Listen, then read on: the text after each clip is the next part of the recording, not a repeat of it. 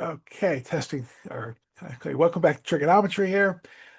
This is 14a. We have to write a cosine function with these following things on it.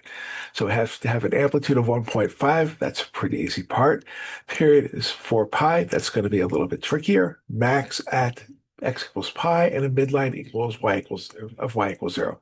Well, the midline at y equals 0 means there is no vertical shift because the midline is always going to be 0 unless we shifted it. So right now we have y equals, and then the idea is here we have a cosine of bx minus c plus d. The d is 0. I don't have to worry about that.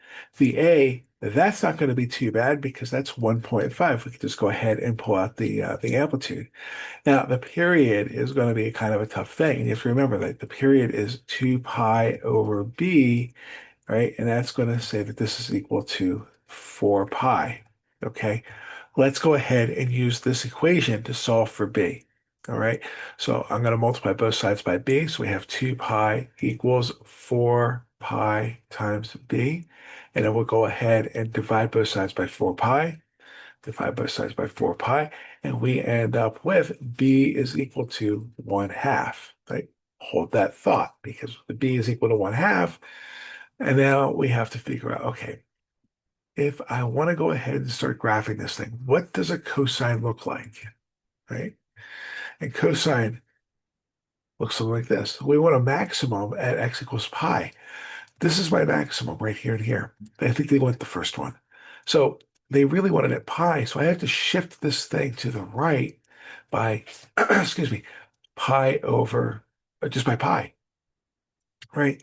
So we're going to say this is going to be y is equal to 1.5, or 3 halves, cosine of 1 half x. But you know what? I'm going to do this because I know the shift is going to be pi, but in order to deal with the shift, I got to pull this 1 half out in front. And we're going to say minus pi like this. Okay. So, and there's no vertical shift at all. So it's just plus 0. We don't need the plus 0. It's just going to be there.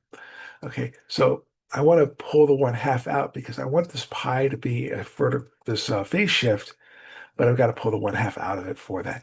Now, what I'm going to do is I'm going to put it back in because nobody wants to look at this. We have y is equal to 1.5 cosine of 1 half x minus pi over, I'm sorry, I pulled a 1. So I'm going to factor this back in. Yeah, divided by pi over 2. There we go. Sorry, we'll do parentheses that way. So that would be my cosine function that fulfills all of the requirements that we have here. And that is pretty much how you do a problem like that. All right. So this time you kind of do have to remember that the period is 2 pi over b. Um, and I just remember that you have to factor that b out before you apply the phase shift. Okay. Okay, very good. So I'm going to say for that, thank you very much for watching the video, and I will see you in the next one. Take care.